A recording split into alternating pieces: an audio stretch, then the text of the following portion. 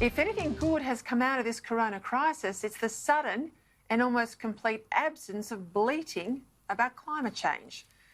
I suppose it's hard to scare people about a possible crisis in a few decades' time when you've got a real one on your hands that's killing people now. And it's hard to demand that economic life change fundamentally to reduce emissions when the economy is all but closed down to prevent the spread of disease. In fact, with air travel basically frozen, car use at least halved and power use down because virtually nothing is open and half the population unemployed or working from home, we now have something very much like the economy that the climate change activists have been demanding. But ingrained bad habits can't be suppressed for long. And today, opposition leader Anthony Albanese couldn't help himself wondering out aloud why a government that was listening to the science on pandemics wouldn't also listen to the science on climate change too. Be interesting, for example, to see whether the principle that the government has discovered with regard to recent events of listening to the science applies to climate change. Now, at the risk of studying the bleeding obvious, it's one thing to close down much of the economy to stop tens of thousands of deaths, as we've seen in Italy, Spain and New York. It's quite another thing to close down much of the economy to end mining coal and extracting gas, to end eating meat and driving cars, to end producing steel and making things here, to stop the temperature going up a couple of degrees, maybe, in a few decades' time.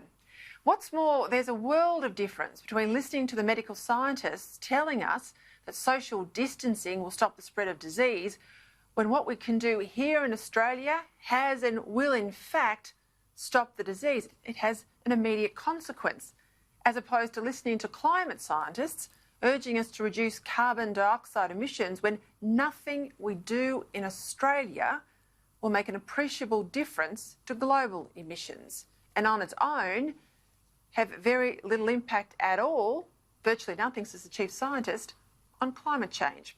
And here's another thing too. There's a huge debate going on between the scientists when it comes to this corona crisis. Have you noticed?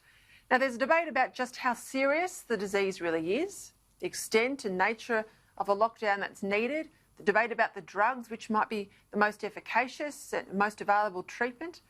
There's also a debate about what is the most prospective route towards a vaccine. In other words, it's a range of different scientific views here, all freely expressed and all taken seriously, that the government then can weigh up, making its own judgments about what it thinks is in Australia's long-term national interest. Even though, naturally enough, the more alarmist views about how bad coronavirus might be tend to get the most attention and drive most government policy. But when it comes to climate scientists, well, there's an in crowd, isn't there? And there's an out crowd. One group of scientists who get vast research funding and non-stop headlines for predicting doom, and then there's another group of scientists, equally as distinguished and much braver, such as MIT's Richard Lindzen and Judith Curry from the Georgia Institute of Technology, and our very own Peter Ridd, unfairly sacked from James Cook University for speaking his mind, who say that carbon dioxide emissions are not necessarily the villain that the in crowd of scientists insist they are.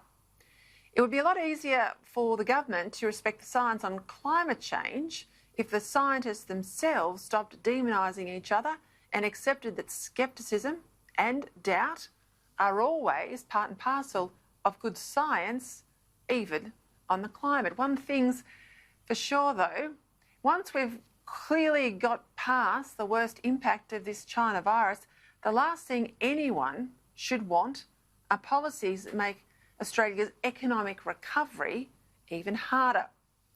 With the biggest economic contraction since the Great Depression now all but certain, anything to make it worse, even in the name of stopping climate change, should make Labor ultimately unelectable.